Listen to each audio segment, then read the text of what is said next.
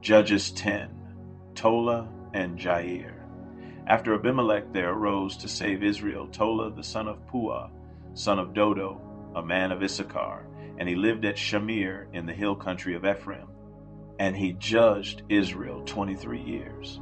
Then he died and was buried at Shamir. After him arose Jair the Gileadite, who judged Israel 22 years. And he had 30 sons who rode on 30 donkeys, and they had 30 cities, called Havoth Jair to this day, which are in the land of Gilead. And Jair died and was buried in Kamon. Further disobedience and oppression, the people of Israel again did what was evil in the sight of the Lord, and served the Baals and the Ashtaroth, the gods of Syria, the gods of Sidon, the gods of Moab, the gods of the Ammonites, and the gods of the Philistines. And they forsook the Lord and did not serve him. So the anger of the Lord was kindled against Israel, and he sold them into the hand of the Philistines and into the hand of the Ammonites, and they crushed and oppressed the people of Israel that year. For 18 years they oppressed all the people of Israel who were beyond the Jordan in the land of the Amorites, which is in Gilead. And the Ammonites crossed the Jordan to fight also against Judah and against Benjamin and against the house of Ephraim, so that Israel was severely distressed. And the people of Israel cried out to the Lord, saying, We have sinned against you, because we have forsaken our God and have served the Baals. And the Lord said to the people of Israel, Did I not save you from the Egyptians and from the Amorites, from the Ammonites and from the Philistines? The Sidonians also and the Amalekites and the Maonites oppressed you, and you cried out to me, and I saved you out of their hand. Yet you have forsaken me and served other gods, therefore I will save you no more. Go and cry out to the gods whom you have chosen. Let them save you in the time of your distress. And the people of Israel said to the Lord, We have sinned. Do to us whatever seems good to you. Only please deliver us this day. So they put away the foreign gods from among them and served the Lord, and he became impatient over the misery of Israel. Then the Ammonites were called to arms, and they encamped in Gilead. And the people of Israel came together, and they encamped at Mizpah. And the people, the leaders of Gilead, said one to another, Who is the man who will begin to fight against the Ammonites? He shall be head over all the inhabitants of Gilead.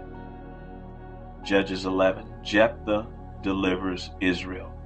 Now Jephthah the Gileadite was a mighty warrior, but he was the son of a prostitute. Gilead was the father of Jephthah, and Gilead's wife also bore him sons.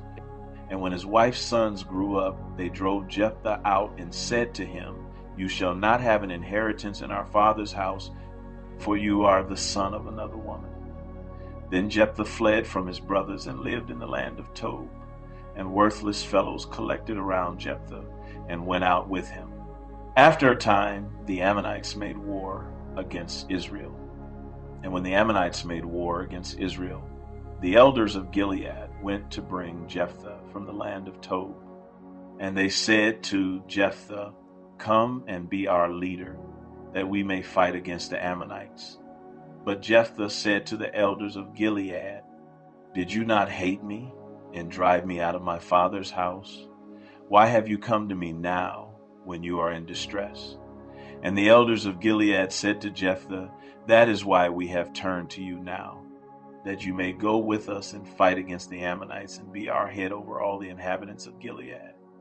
Jephthah said to the elders of Gilead, If you bring me home again to fight against the Ammonites, and the Lord gives them over to me, I will be your head. And the elders of Gilead said to Jephthah, The Lord will be witness between us if we do not do as you say.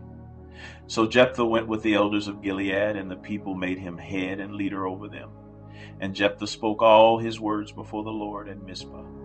Then Jephthah sent messengers to the king of the Ammonites and said, What do you have against me, that you have come to me to fight against my land? And the king of the Ammonites answered the messengers of Jephthah, Because Israel on coming up from Egypt took away my land, from the Arnon to the Jabbok and to the Jordan. Now therefore restore it peaceably. Jephthah again sent messengers to the king of the Ammonites and said to him, Thus says Jephthah, Israel did not take away the land of Moab or the land of the Ammonites, but when they came up from Egypt, Israel went through the wilderness to the Red Sea and came to Kadesh. Israel then sent messengers to the king of Edom, saying, Please let us pass through your land. But the king of Edom would not listen. And they sent also to the king of Moab, but he would not consent. So Israel remained at Kadesh.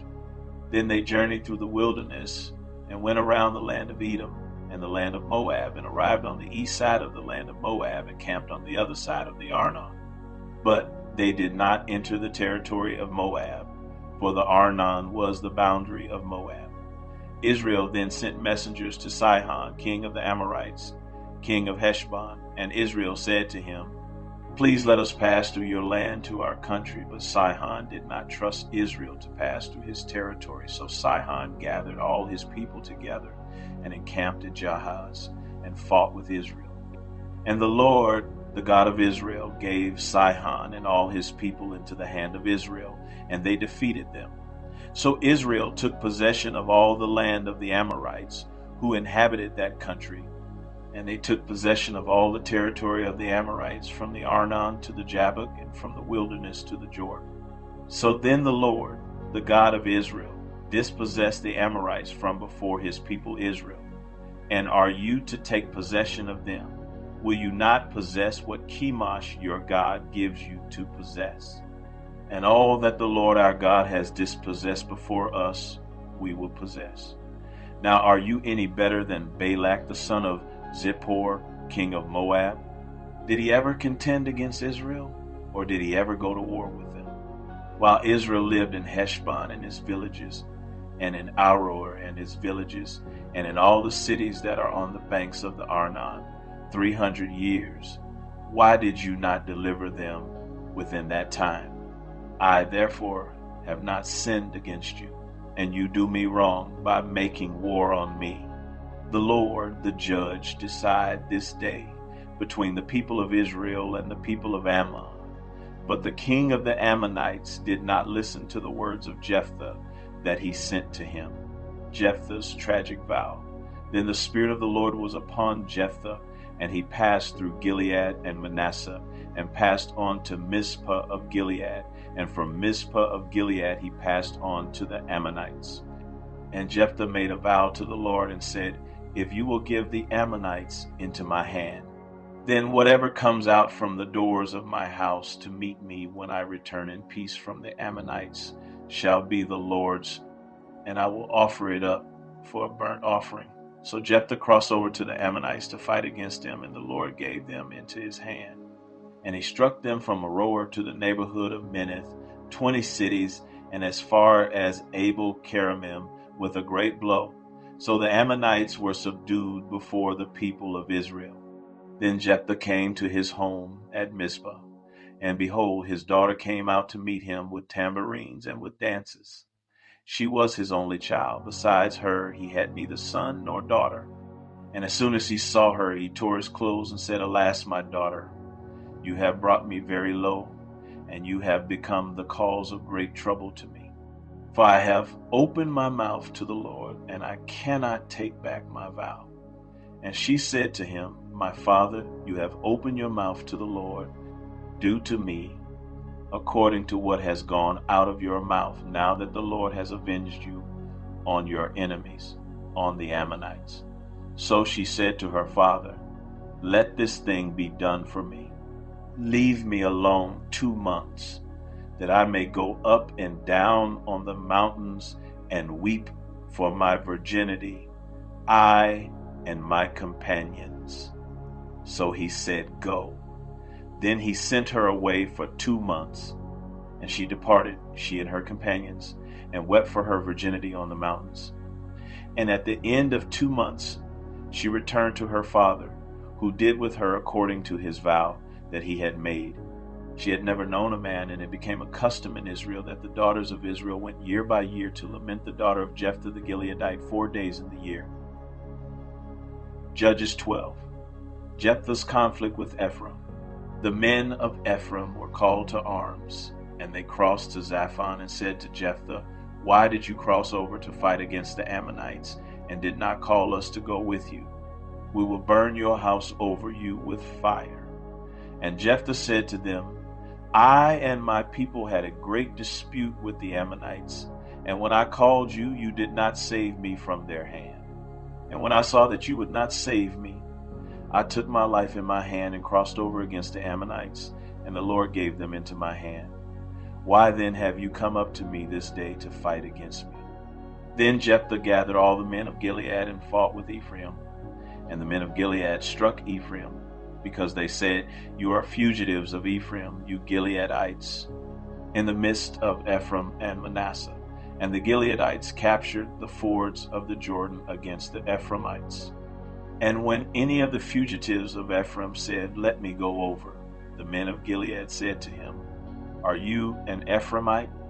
When he said, "No," they said to him, "Then say Shibboleth."